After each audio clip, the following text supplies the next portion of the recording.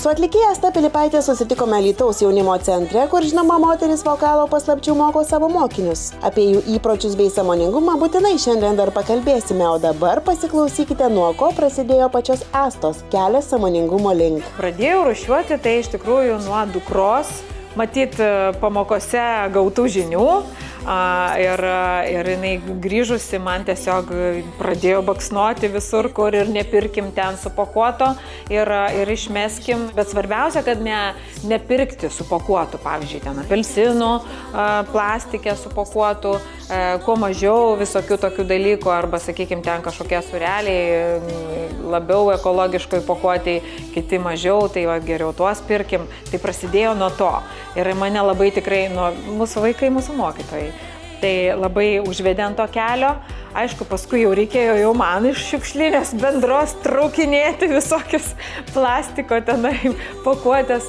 Taip pat pačiai labai toks yra, esu įsiugdžiusi savo tokį įprotį rūšiuoti tikrai. Atlikėja sako, kad stengiasi planuoti ir maisto produktų pirkimą, bet kartais net ir turint planą nelabai pavyksta. Būna, aišku, tokių momentų, kai per daug prisipirki, nes mano dukra jau dabar išvykusi jau studijuoti, tai sakykime dabar tie tokie sugrįžimai atrodo, man pirmas kartas, kad aš jau viskas esu be mažų vaikų, mama.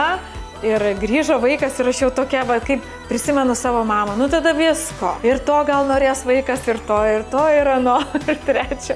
Tai aišku, biškutį lūžo tas šaldytuvas, bet buvo šventės ir visa kita, tai kažkaip vis tiek pavyko tikrai neišmesti. O dar kas yra gerai, Alytuje, Alytaus čia namuose, tai yra sodyba, yra kaimas vyro tėvų. Tai ten yra vištų ir visos tos atliekėlės, apie maisto atliekas kalbant, tai iš tikrųjų jos nueina visai naudingai. Asta scenos žmogus, o čia galima dėti lygybę tarp aprangos, kurios atlikėjai turi neretai tiek, kad ir vienos spintos neužtenka. Iš tikrųjų, čia tai perteklius, tu matyt, kaip ir pas daugumą yra, aš tokia, sakykime, kaupikė esu ir galbūt saugau tos prisiminimus, aš turiu tikrai savo senų suknelių, nežinau, kam jos reikalingos bus kada nors. Šiaip po truputėlį kažkaip tai būna, ar aš atiduodu, arba, sakykime, yra ir tokios platformos, kur gali perleisti. Ypatingai vaikai, kai užauga, tai mamos žinom, kiek lieka. Kažką mes sau gal ir prisitaikome, bet daugelį vis tiek rūbelių turi kažkur tai padėti. Tai yra iš tikrųjų ir užimtumo centrai, kur ateina vaikai, šeimos, kuriems reikia, ar patalynės, ar dar kažko, aš iš tikrųjų surenku ir nuvežu.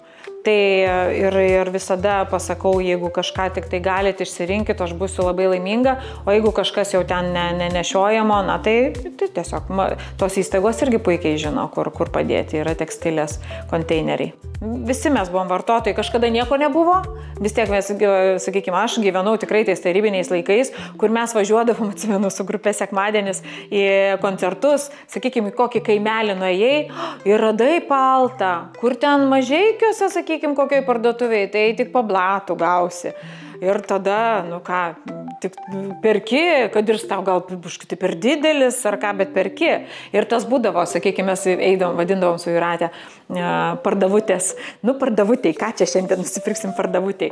Tai tiesiog, ką gauni, tą perki. O dabar jau tas praėjo, dabar yra visko pilna. Kalbant apie Astos mokinius, Alytaus jaunimo centro lankytojus, kokie jie yra atsakingi? Iš tikrųjų, dažnai labai pastebiu, kad mes čia būna kaip bonusas už gerą darbą, kad išmoko dainas ar sakykime, labiau padirbėjom ar po koncertų, tai būna bonusai kokie saldainukai, kažkas tokio, tai visada iš tikrųjų mergaitės ar viena ar kita taip pat pakuotę griebė ir žino, kad yra rūšiavimo konteineriukai ir jos tenai viską mėto. O atsakingais jie pamažėlė tapo dėl to, kad jaunimo centras inicijuoja daugybę veiklų susijusių su tvarumo idėjų įgyvendinimu. Kas itin smagu, kad labai dažnas jaunimo centro pakeleivis Alytaus apskrities atliekų tvarkymo centras. Regiono atliekų centras tikrai norėčiau pasidžiaugti, kad yra įkūręs Tiko Tiks tokį antrinių net ne žaliavų, bet daiktų antrinį panaudojimą ir prikėlimą antram gyvenimui,